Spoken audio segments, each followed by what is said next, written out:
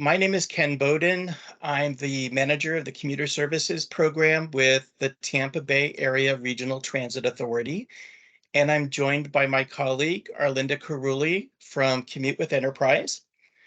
A couple of things that I just want to let you know, this is kind of our last hurrah, in a sense. T-BARTA, as you know, will be closing its doors. The Commuter Services Program will officially shut down on December 31st of this year. And we're hoping for a nice, smooth transition into what comes ahead. The van pool portion will be transferred over to PSTA, and that's already an ongoing process.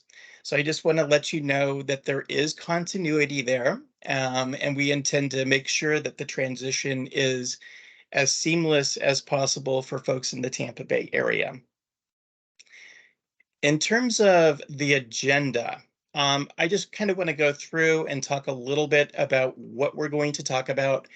First of all, just an overview of the Commute Tampa Bay program. We'll talk a little bit about the challenges and some of the successes that we have had in fiscal year 2023. We'll talk about the van pool program, the challenges, what we've learned, for instance, as we've been going out and doing this with employers over the last couple of years, the forecasting potential for the Tampa Bay region, and we'll get into some of the specifics on what the benefits to employees and employers are in the region. And then we'll talk about our suite of employers that we're working with, both the existing partners and our future, what we hope are our future partners. And then we'll talk a little bit about funding opportunities. And at the very end, we'll have time for your questions. So I'm going to go ahead and jump into this. Commute Tampa Bay, the Commute Tampa Bay program is really focused on commuter transportation. And as such, we do a lot of outreach with employers around the region. We talk to them about ways that we can make the commute easier for their employees. We provide the emergency ride home program, and we also provide a lot of information that is specific to their employees. We offer to conduct an employee commute survey, and we also provide GIS analysis where they can learn where their employees are coming from. And that gives us a window into the options that are available to them. We also help with planning around parking. We work with the best workplaces for commuters with out of Qatar at University of South Florida. And we also support work from home initiatives. Just to kind of go through some of these programs, the Emergency Ride Home program is a program that allows people to, really commute to work by means other than their own personal means of transportation, without having to worry about what happens if they get stuck. If they have a change to their work schedule, or if they get sick at work, or they have a loved one who gets sick at school or at another work site. This provides them a way to work out the details. If they have a sick child, they can take an Uber, a Lyft, or a taxi, go to the school, pick up the child, and then go home. And all of that cost is covered by the Emergency Ride Home program. It's good for up to $100 per occurrence, and folks can use that up to 6 times in a calendar year. We do want people to be recording their trips in the Commute Tampa Bay database. So we're looking for people that are recording their trips at least 2 times a week. And again, the benefit can be used up to 6 times in a calendar year. We also support the bus and transit systems, both HART, PSTA, and Go Pascal. And basically, we're helping folks on the Commute Tampa Bay website by helping them locate routes, and assisting them with getting fare cards, the Flamingo card. We also support bicycling. We want to make sure that they have information about routes that are available for them. And we're also very keen on helping folks match with people who are equally interested in bicycling. So by finding a bicycle buddy, makes it easier, makes it safer to commute by bicycle to work. We provide a carpool matching platform as well. We'll dive into this a little bit later. And of course, we also, oh, sorry, I didn't realize that there was a recording attached to that. Anyways, the Vanpool program will dive into some depth with this. And right now, I just want to share some of the successes that we've had over this last year. So, in terms of vehicle miles traveled, we are currently showing a reduction of over 12,252,000 miles. And that translates into CO2 reduction as well. So we're right at about 10,673,000 pounds of CO2 reduced. And I like to kind of give this some perspective. What does it mean to have 10 million pounds of CO2 reduced?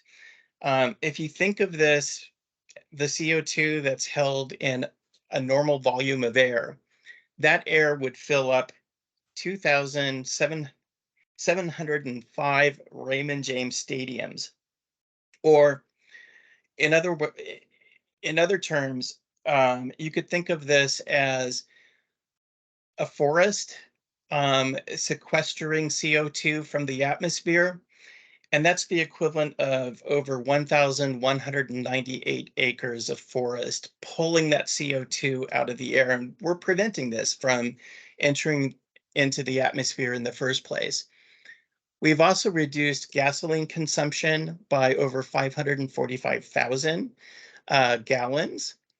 And that all translates into financial savings. And this is both in terms of wear and tear on a personal vehicle, of over $7,500,000 saved for our participants over the last fiscal year.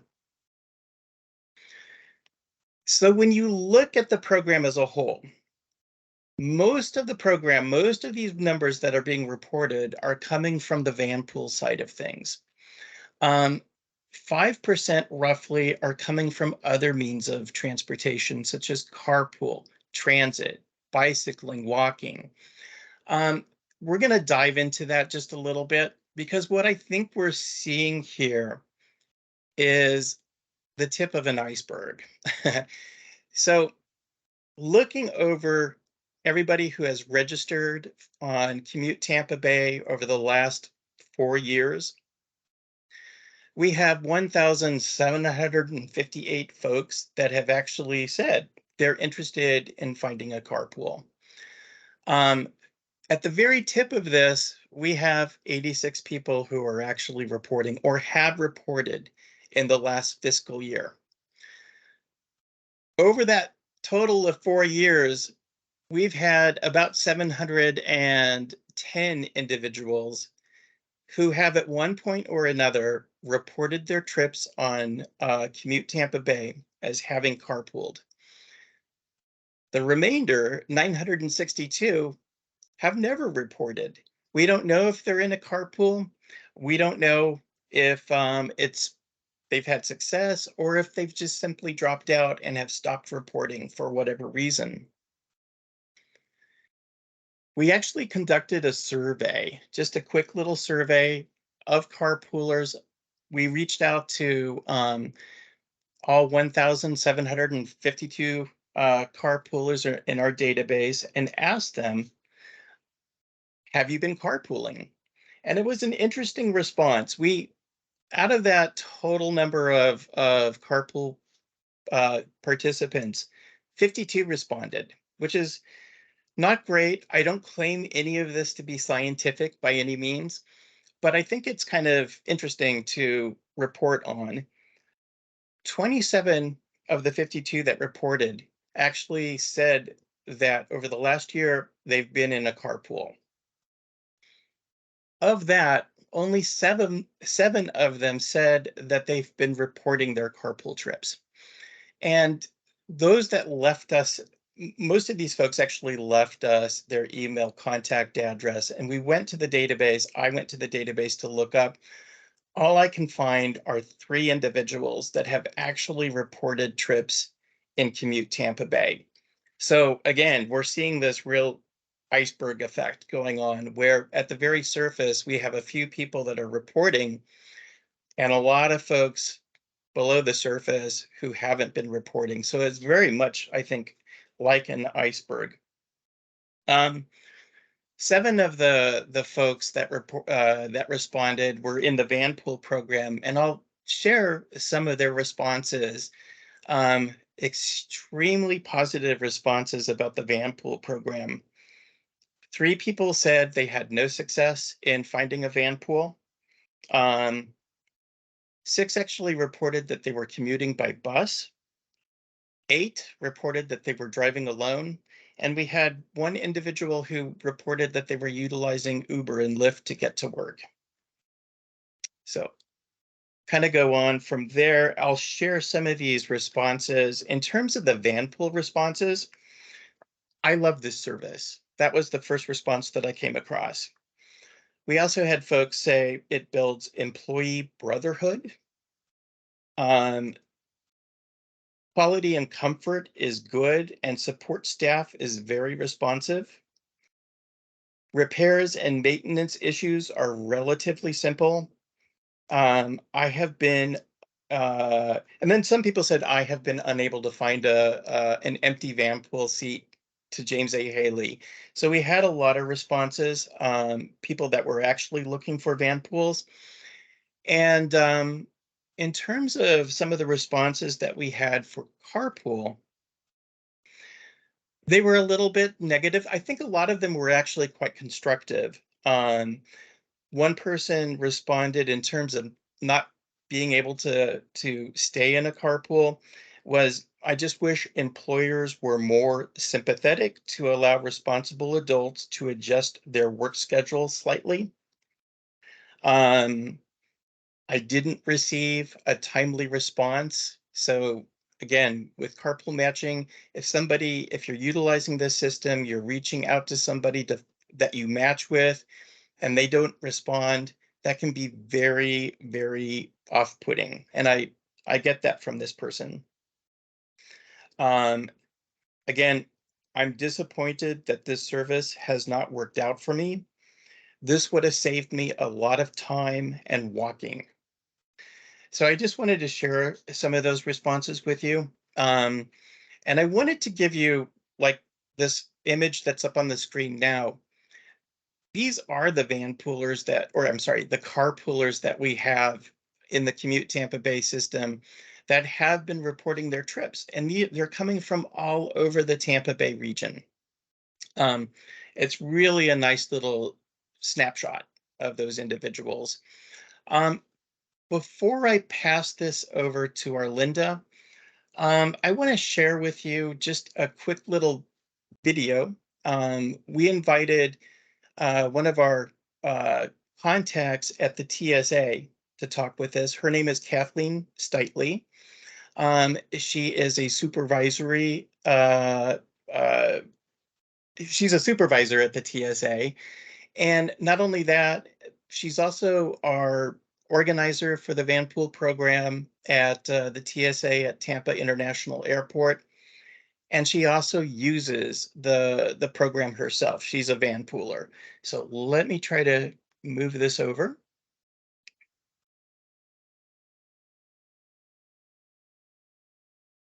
Make sure that you can hear this.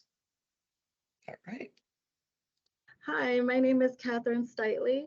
I'm a supervisor with TSA, Transportation Security Administration.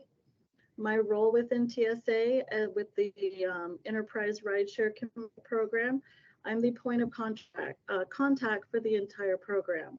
So I help other officers get the program set up, assist them with the forms, help them find other riders if they need as well.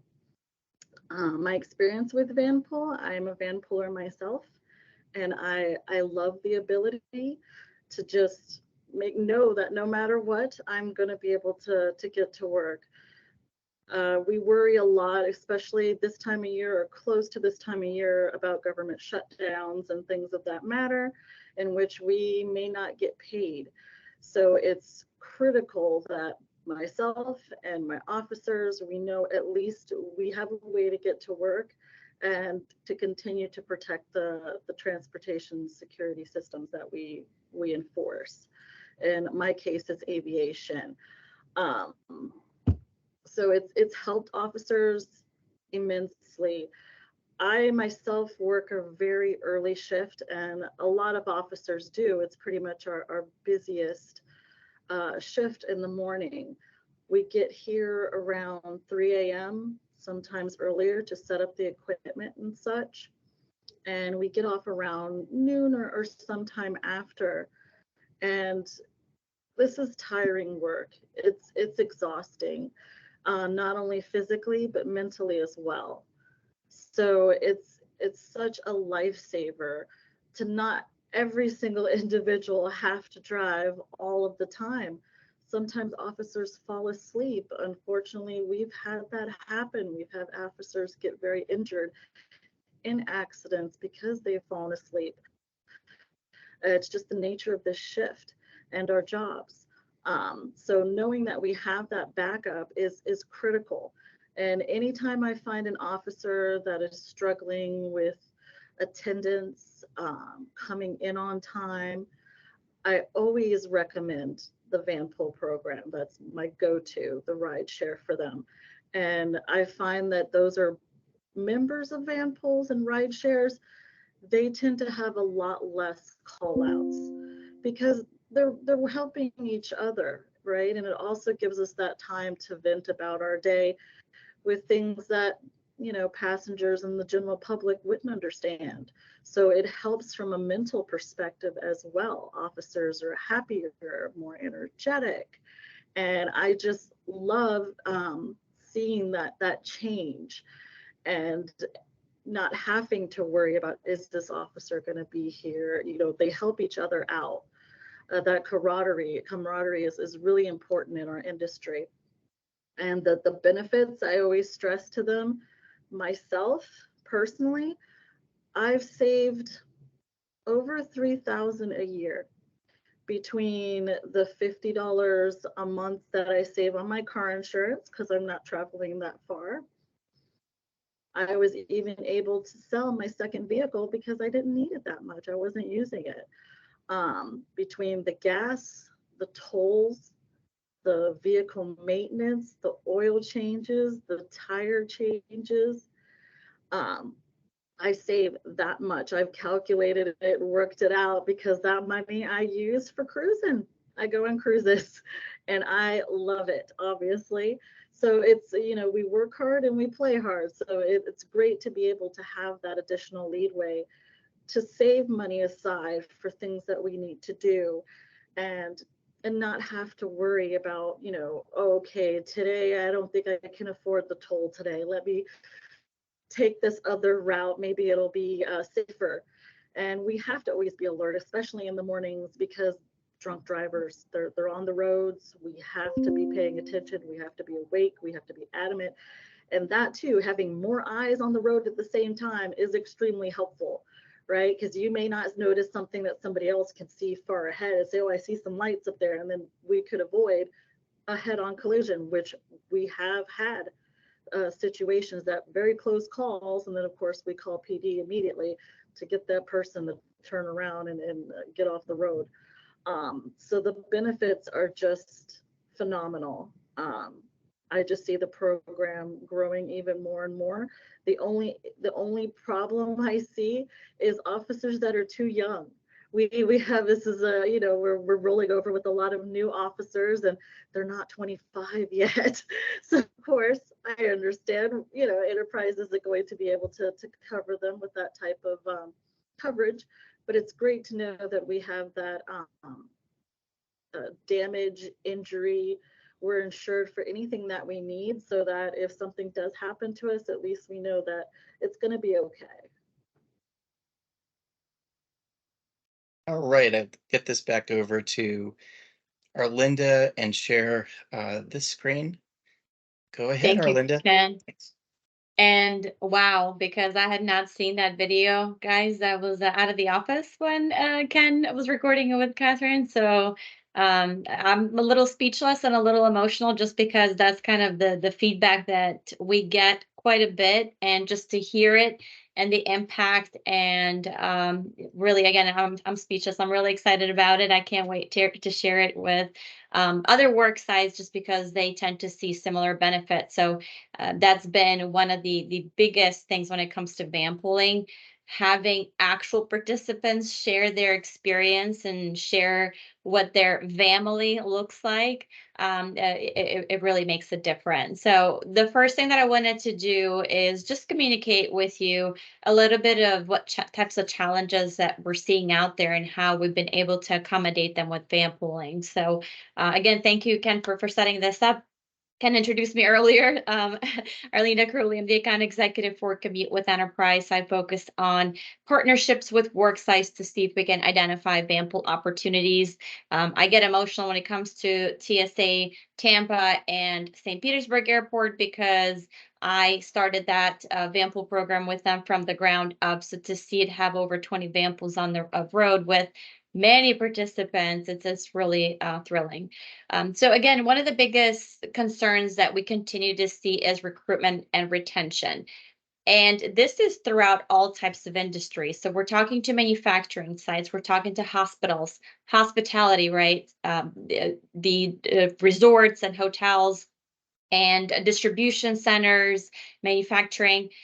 So something that we've been able to stress when it comes to the van pool program, especially as it relates to cost of living that's driving people to live further and further away, is utilizing it as a recruitment tool. Being able to offer a competitive advantage through a transportation solution has really come a long way for a lot of the companies that we work with. So one of the examples that I use quite often in hospitality is Naples Grand Beach Resort. I say them always because they're the first ones. I wouldn't give them all the credit for it, but we've seen other work sites share a similar approach, to where they partner up with career source or human resources will go out to a area that they're targeting to recruit employees from and say, hey, we've got transportation. All you guys need to do is meet at this park and ride that's going to work for everyone, and utilize the van pool program to get to and from work. So we're seeing a lot of the work sites picking up a majority of the cost, sometimes 100% of it. And that is helping with that retention and recruitment tool. Retention, Catherine talked a little bit about how, the reliability of the van pool program is helping a lot.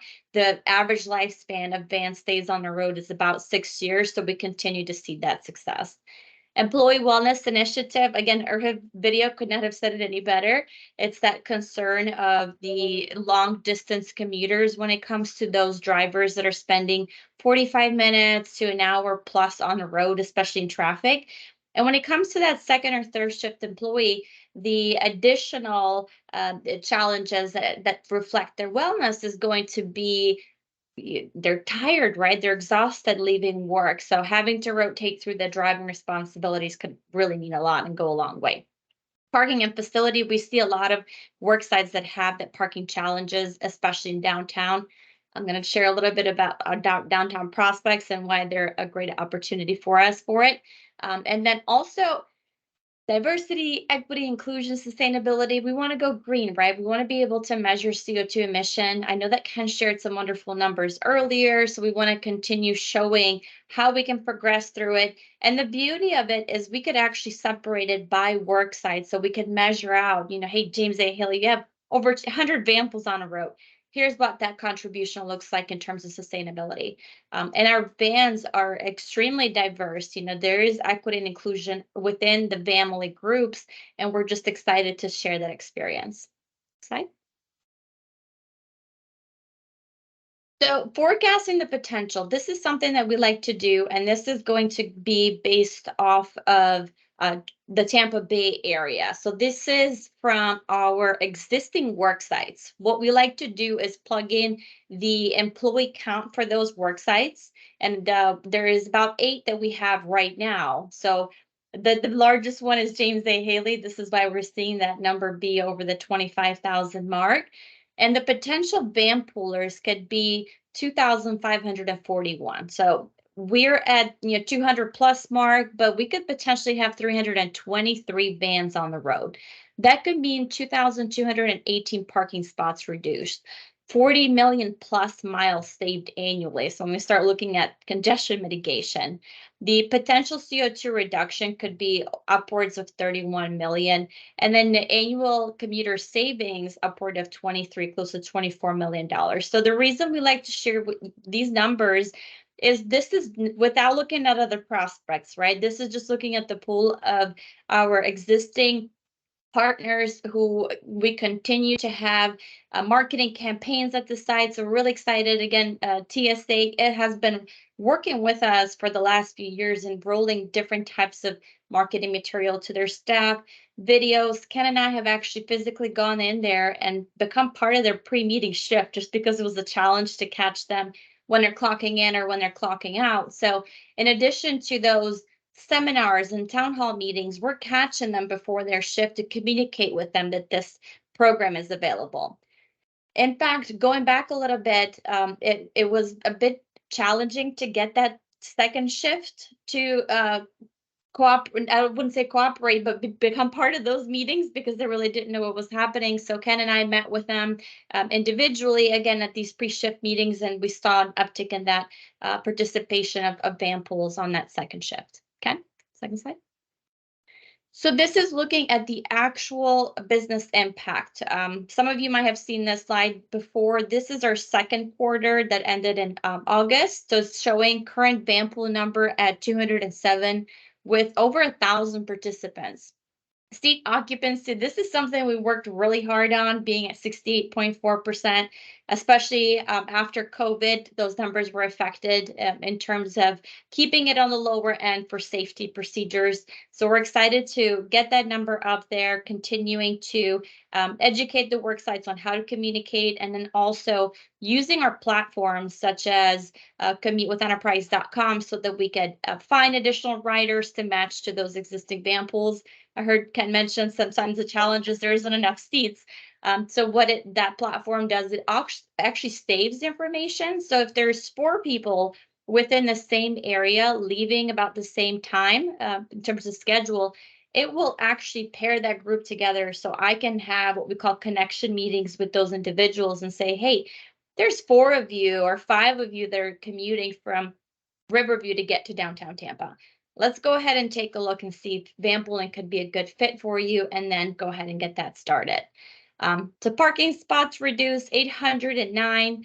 The second quarter, again, this is just second quarter, so we're not even looking at the year. 3.5 million commuter miles saved, CO2 emission 2.8 million, and then the commuter savings. Again, this is the impact. This is what we hear from the riders, and that's at $2.3 million, where they've struggled with payments for their car, right? They've lowered their insurance, in some cases eliminated a second vehicle.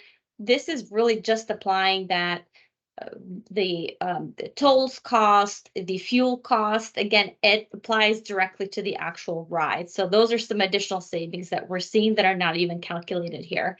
So on the next slide, we're going to see the impact to the actual riders and what they have been reporting so far. So in comparison to driving alone, the individuals that are in the program, all 207 van pools, are showing that each individual is saving on average $9,401 a year. Again, that's very significant considering the inflation and what the cost looks like overall for everything else. The usable time back, this is measuring how much time they're actually spending in the car. That's 40 hours per month. That's almost like a second job. 478 hours per year. So, like Catherine mentioned earlier, a lot of them take naps, right? They take rest. They watch their favorite Netflix show, read a book. This is usable time that they get back in the day as riders, as opposed to driving their single occupancy vehicle every day. So, taking the turn throughout everyone makes a huge difference. We do have quite a few participants that are 18 and up. The only challenge, like Catherine mentioned, is they have to be 25 and up to be an approved driver. So it's not disqualifying anybody under that to participate. They just can't rotate through that responsibility. The mileage reduction, and this is really significant as it relates to cost of vehicles nowadays, 18,349 miles per year. So within 2 years of working at that work site, you're already close to 40,000 additional miles, adding to that depreciation, the wear and tear, and the maintenance, all the costs that are going to be compared to that driving alone. Next slide. So this is where the origins of the van pools are right now. As you can see, they're really all over the map. What the colors are coordinating to the work sites, which we're going to share in just a moment. But again, there's 207 van pools, and you can see that the areas are going to vary based on that households that are available, and I'm not sure what if we put the color coordination with the account reference, but I'll share that on the next slide. Maybe Ken. Yeah, I can just point out Oh, a couple perfect. Thank you. features. The olive green color, for instance, are van pools that are going to MacDill. The ones in light blue are headed towards James A. Haley. And the purple are the TSA at Tampa International Airport. The red ones at the top of the map up north are headed to the prison facilities, Coleman, and the black ones I don't remember. I think they're actually heading to Bay Pines VA Hospital. And then there are you'll see a few red ones in there as well. Those are actually part of our newest Van Pool member. Um, uh, I'm drawing a blank on the name. New Beginnings of Tampa. New Beginnings. Thank you. Yes. Yes. All right. Perfect, thank you.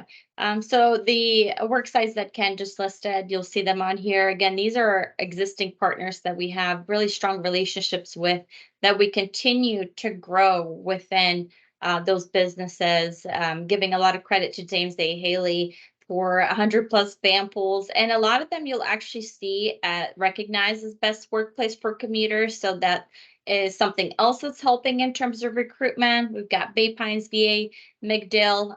Ken and I are part of their housing and transportation task force. So that's really giving a lot of exposure. Being a part of the onboarding process has really gone a long way for us in getting that program to grow internally. The biggest challenge is obviously deployment. So it's hard to keep those numbers up, but we're really proud to have that at 50 plus. TSA Tampa, again, we talked a little bit about. Florida National Cemetery and FCC Coleman, they are kind of in the middle of nowhere. So anytime we see the van pools leaving from the T-Barda area, then I'll go ahead and consider them as part of the program so they can take advantage of that $450 subsidy. So we've got Coast Guard. And last but not least, New Beginnings of Tampa. We actually have two different work sites with them. This was our first private sector van pool that we launched through different partnerships. And we're very thankful to be part of Echo Brandon because they have really introduced us to quite a few work sites. So our partners do a lot for us. They help us make these introductions and allow the opportunity to introduce this benefit. We're actually going to add a third work site. I'm working on that this month for New Beginnings of Tampa to continue to grow there. So looking at the next slide, it's something that I wanted to talk a little bit more about before I pass it back to Ken as the new partners. So this doesn't cover everybody, but we just wanted to give you a close look at the downtown Tampa prospects. What we have in the pipeline are a lot when it comes to hospitality. So JW Marriott, Tampa Edition, Embassy Hilton, Westin Tampa. And then we also have Hillsborough County Clerk office in there. So the reason we wanted to include this mapping on here is just to give you an idea of what the mapping analysis looks like when we have those conversations with the worksite. So when we get in and say, hey, we've got this great VAMPL program for you. It's a transportation solution that could help your long distance commuters. All you need is, 4, 5 individuals, 15 max, and we'll talk them through how the program works, offer the vehicle. Well, let's go ahead and do a mapping analysis and we can identify exactly where your employees are traveling from. So we'll take a full address with an employee identifier so that we can tell each of these work sites that, hey, you've got, group 1 here, Port Richey group traveling all the way to Tampa, downtown Tampa. We put in a 10-mile radius, a 5-mile radius, whatever the work site is interested in. And then that way it just gives you an idea of what that radius looks like in terms of commuting. So then from group 1, where we're seeing you Port Richey, we will identify the individuals that are within that section and then move on to a connection meeting with those individuals where we tell them how the program works, what's in it for them, what cost looks like, and if the subsidy from the work side, if there is any, then what that breakdown is going to look like for each individual. And they decide then and there if this is something that they're interested in and want to move forward. So a lot of the work sites that you see on here, the reason we put them here, because we've had quite a bit of communication and we're moving forward with next steps in terms of mapping analysis. And we already had communication with management staff showing that they're interested on there. So what I'll do is I'll pass it back to Ken now to give a little bit more information on, I think you've got a couple more slides on there, Ken, right? The next one? Yep, of course. Thank you. Yeah, we already mentioned a little bit about Echo of Brandon, but I also want to mention too, Career Source Tampa Bay has been a very valuable partner in terms of setting up and helping with introductions to some of our workforce partners.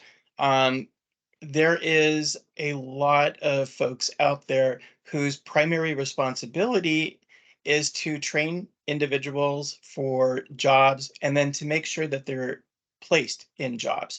We'll talk a little bit about some of the really kind of, I think, exciting funding opportunities for transportation. And we really just have 2 slides here, and both of them are workforce, but some of the ones that we've met around the Echo of Brandon, it's basically this nice little community roundtable meeting that we have on a periodic basis. These folks have been instrumental in trying to, I think, really harness the transportation system, the transportation programs of Commute Tampa Bay, and Commute with Enterprise. And I'm wondering, Arlinda, would you be able to talk a little bit about this new idea, this subscription model? Because we have issues in terms of like the hybrid workforce. How do we address that? How do we address the workforce that's heading to construction projects where things are moving around, and it gets hard to find a stable form of transportation? So could you just mention a little bit about that and what's coming down the pike? Yes, absolutely. And Enterprise has been working on this project for the last 2+ years. It's very intricate. There's going to be a lot of changes. It's not to veer away from the traditional VAMPL program. It's going to stay there, but we're just hearing from all the types of work sites, as well as different age groups about what their interests are in being sustainable, having alternative modes of transit, and also going back to work. So a lot of the work sites that we're having conversations with, especially in like the white collar space, those finance offices, IT offices, we're hearing that they're going back in the office about twice a week, 3 times a week. So now working from home is more of a perk, but it's only a couple days a week. So there is a alternative option to that. The qualified drivers, all of that is still going to stay.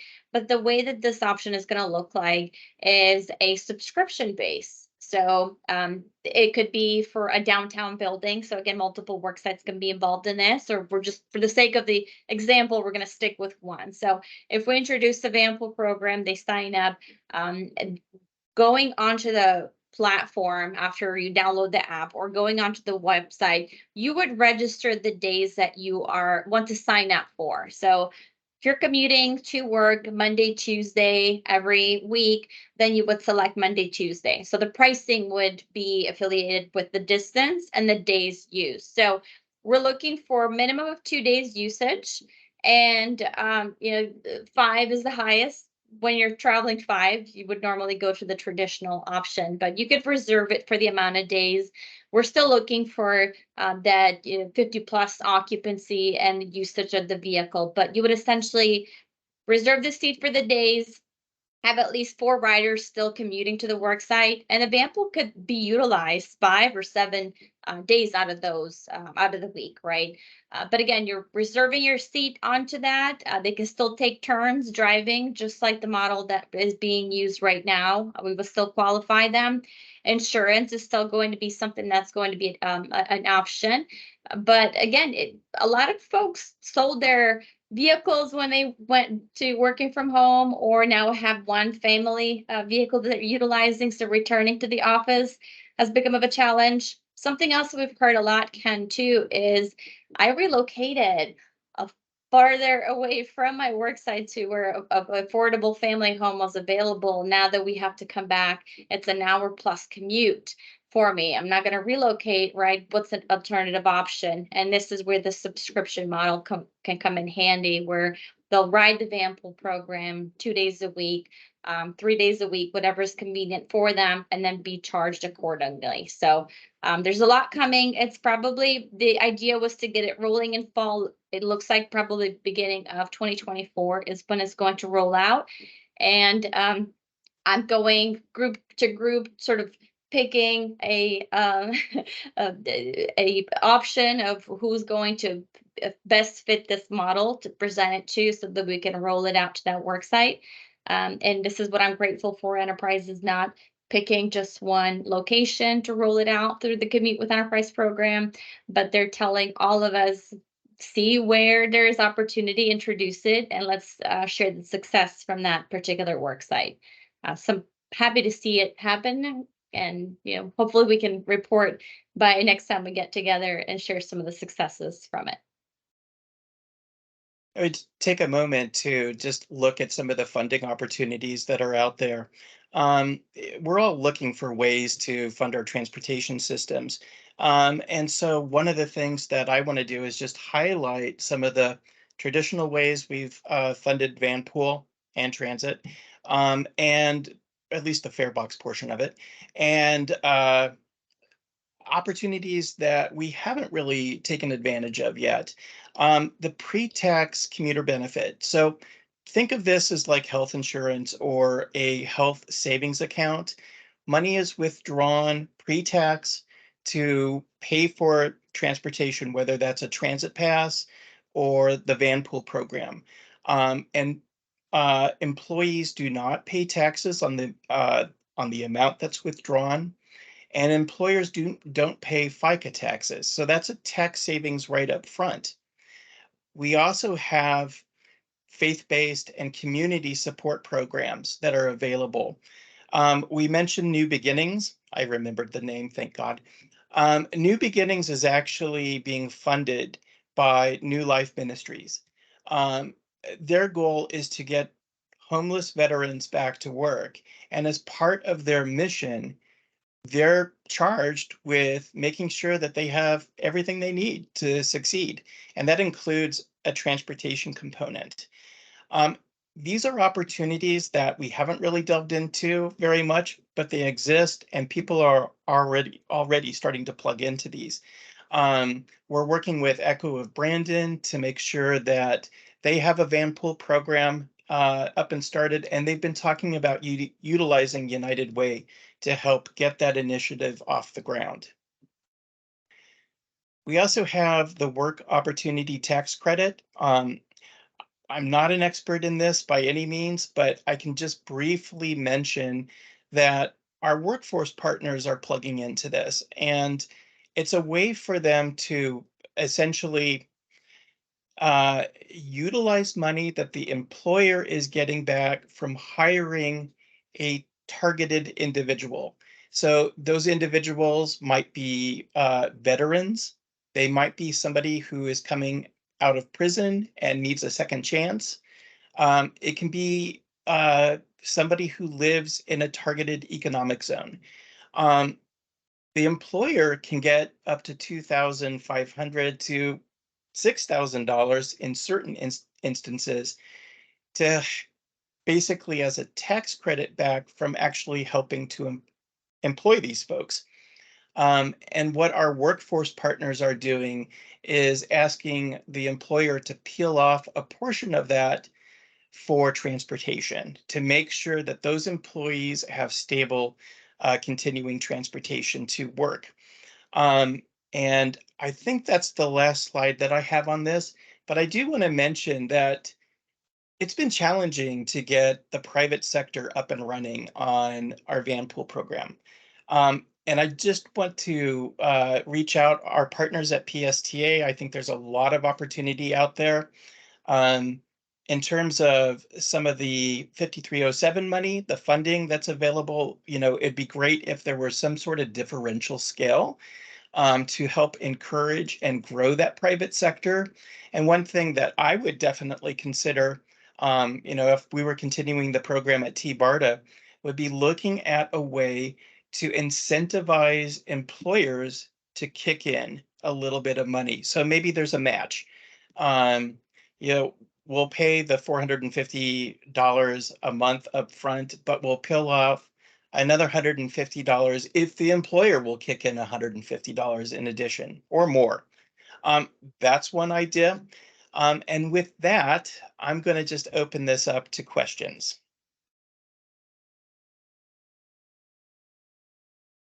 Hopefully, if you do have a question, feel free to unmute yourself. Or if you're uncomfortable with that, you can write in the chat.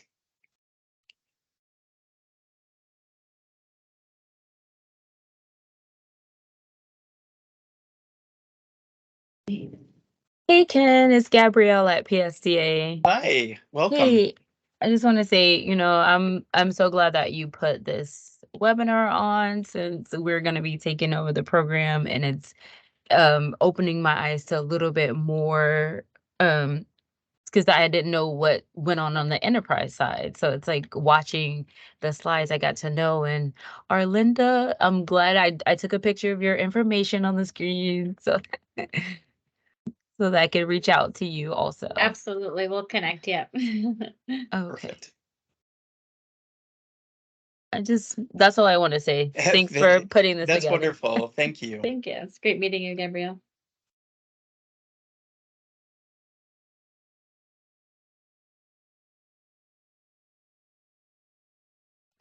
Hi, this is Sarah. Thanks Sarah. for this wonderful presentation. I just had just a quick question for Arlinda about this new subscription-based van pooling. So you're looking for people that are going back to work at least twice a week, and the vans need to be 50% occupied.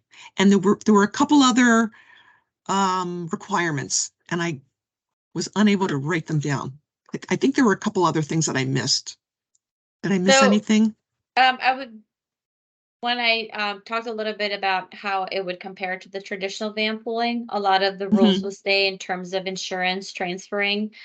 So Right. liability up to $1 million, collision and comprehensive, maintenance, right?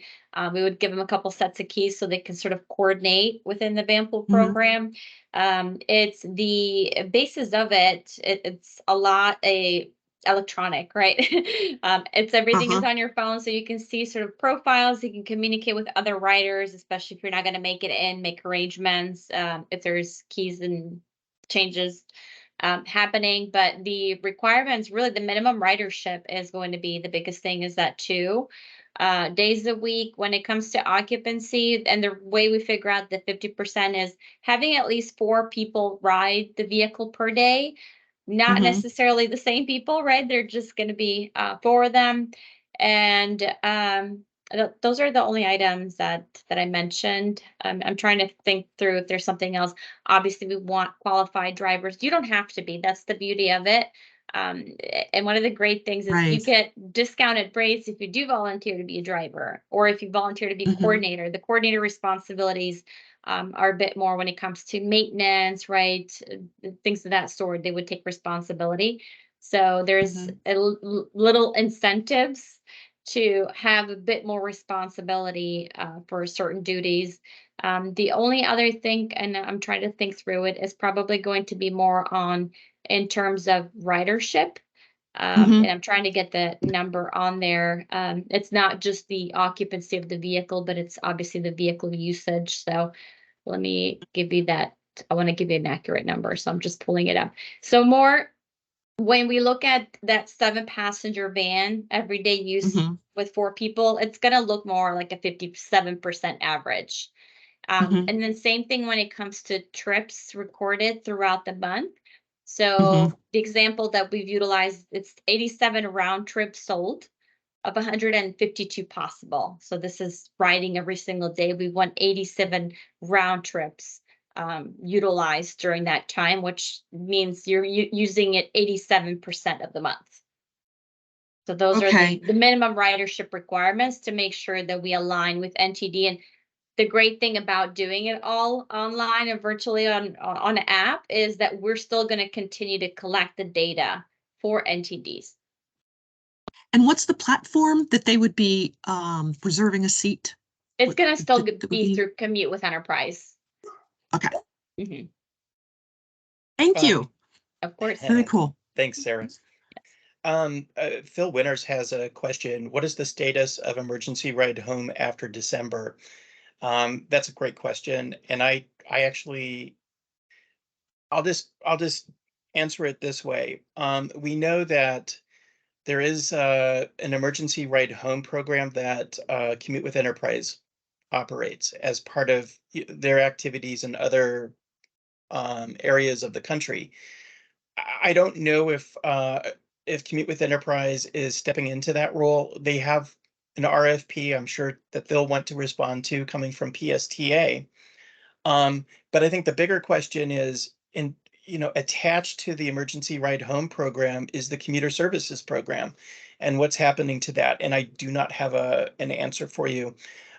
I've heard that our executive director has talked to FDOT District 7, to Ming, and the response that he's gotten back in terms of like the future of commuter services is that the first goal is to get the van pool program situated with PSTA, and then to work on ironing out everything with commuter services. There might be a drop in service for a while. I don't know. I just don't have a very good answer for you. It's a lot of hearsay on my part, and I'm sure there might be people online that have an answer that I don't have.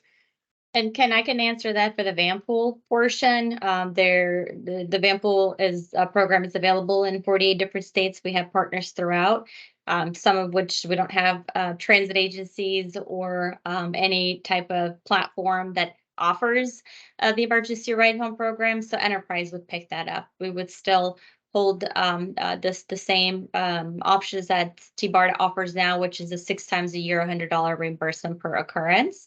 So the emergency ride home program would apply, but that's just going to be for the van pool program. It's not going to be across all other platforms.